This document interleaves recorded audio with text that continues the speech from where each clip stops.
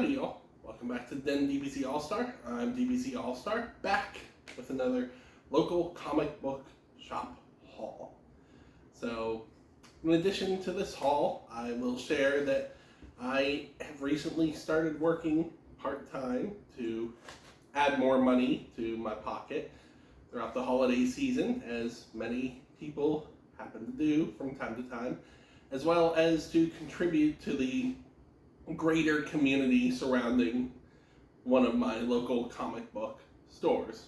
In this case, I won't name the name because that has been requested, and most likely you can figure it out from previous videos anyway, but I'm grateful for the opportunity to contribute to the success and growth of this business, as well as contribute to the joy and happiness of the community that comes into this store and sees it as a safe space and a fun way to escape life.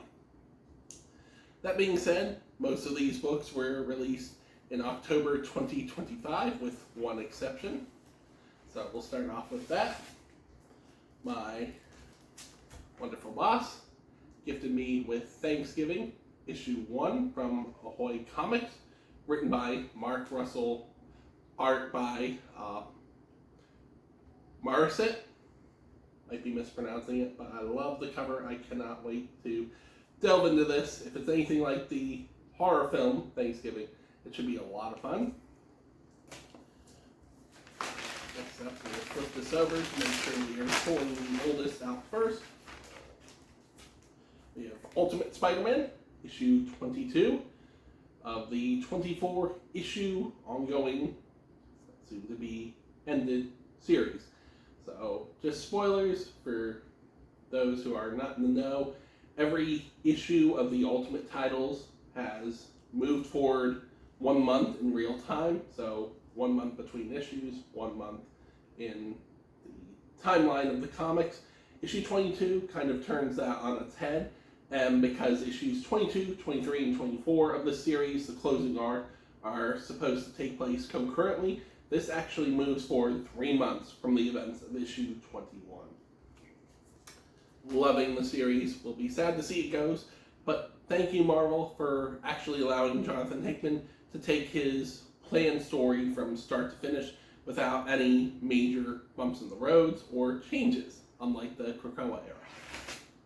Next up, we have Radioactive Spider-Man, issue 1, released as part of the Age of Revelation event in the X-Men line. Joe Kelly writing this, just like he's writing Amazing Spider-Man, and some wacky events happening X years later for our favorite wall crawler. Have the Ultimates issue 17. This has been a stellar series, whether it's a character-focused issue or an issue that drives the overarching story surrounding preparing for the Maker's return forward. This, if you are unaware, should only be read after Ultimate Spider-Man Incursion, which is a Miles crossover event where he enters the new Ultimate Universe. If you're just reading this title, fine, but if you're reading Ultimate Spider-Man Incursion and this, Ultimate Spider-Man Incursion issue 5 should be read before this because it takes place after and deals with some of the fallout from that storyline.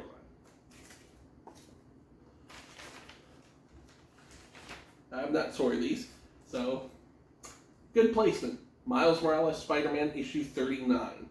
Not only does this finish off one of the ongoing storylines for Miles post the God War, but it, in the later pages, picks up on the events from Ultimate Spider-Man Incursion. So we now know where the series takes place in the timeline compared to the Ultimate timeline.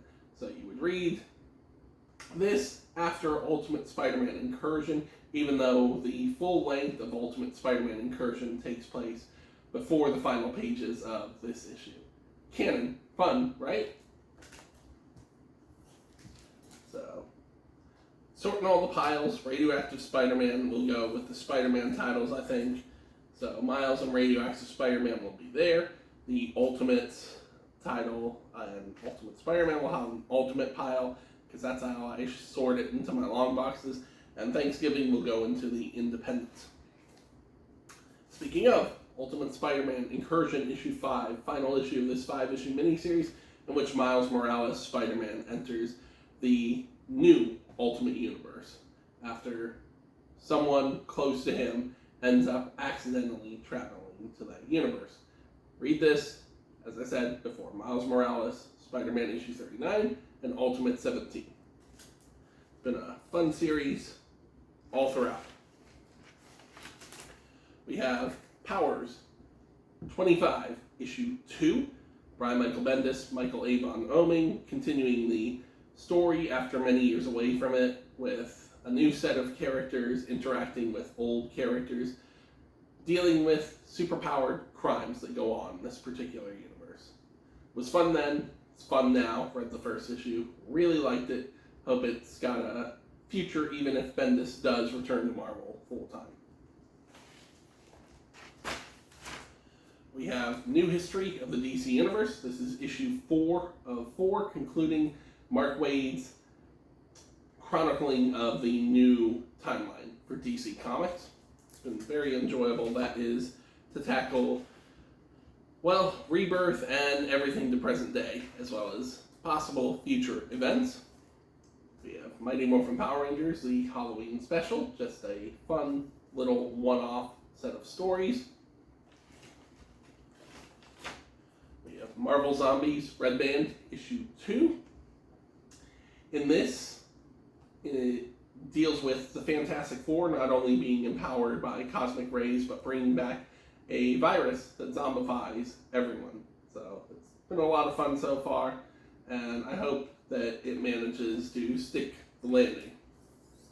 Because not every Marvel Zombie series is great. So we'll put that in Marvel, we'll put New History of the DC Universe with DC. Next, issue 5 of Jeff the Landshark, concluding this fun and fantastic little mini-series. Jeff is always great. Green Arrow, issue 29, concluding, unfortunately, with issue 30. It's been a great run. Gratefully expanded from 6 issues, but I wish we were getting more. Exquisite Corpses, issue 6, James Tynion. Rockin' and rollin' Image Comics. Don't want to spoil too much about it, but if you're looking for something unique and fun, it's been great. Miles Morales Spider-Man issue 39, the Fan Yang cover. The Spider-Man pile. All of these will be scanned into CLZ after. Black Cat issue 3. It's been fun so far. Not a huge fan of Felicia breaking the fourth wall. That's not really her thing, but it's not bad. Interesting to see her trying to be a hero. That is the standard cover. Have an alternate cover for issue 3 Black Cat. Have another alternate cover. Like supporting my strong female characters. And yet another alternate cover. So that will go with Spider-Man.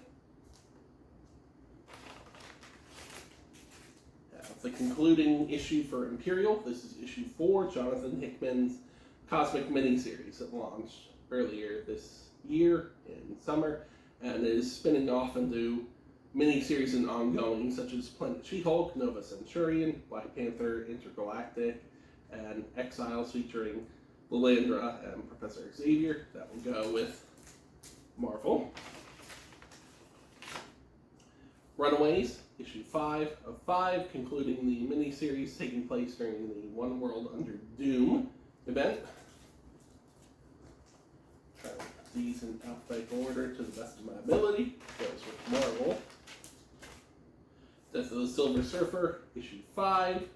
This will go in Marvel. Have not been thrilled by this series.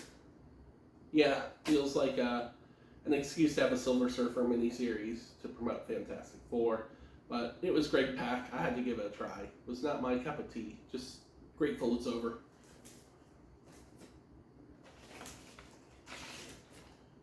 Absolute Batman, Annual Issue 1. This is a sought-after book, both as a title and this particular issue.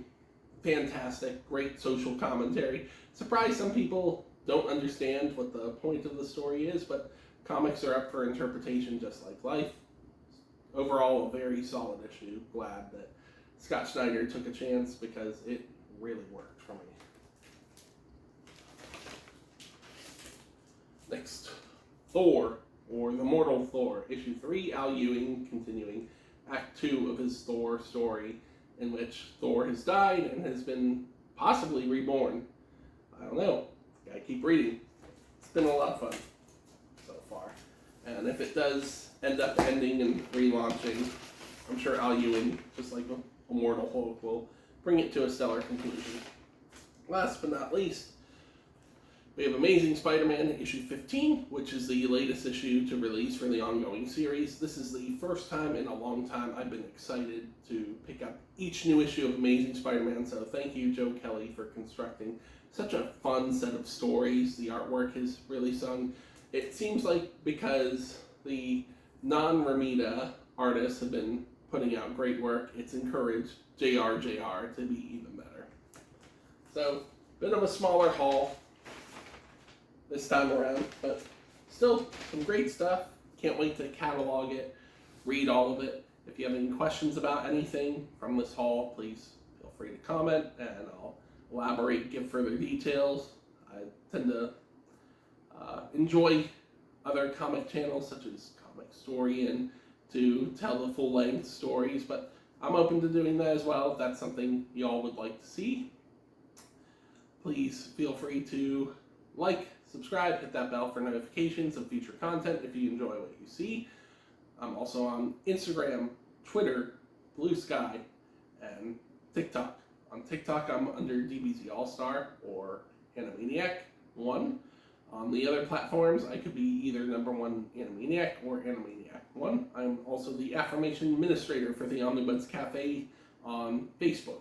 We are a community built upon communication and collaboration without condemnation. If you're into manga, collected editions, single issues, things within the realm of geekery, please feel free to think about joining. Above all else, thank you so much for watching. Stay healthy, stay safe. Please feel free to show off your hauls. Be well.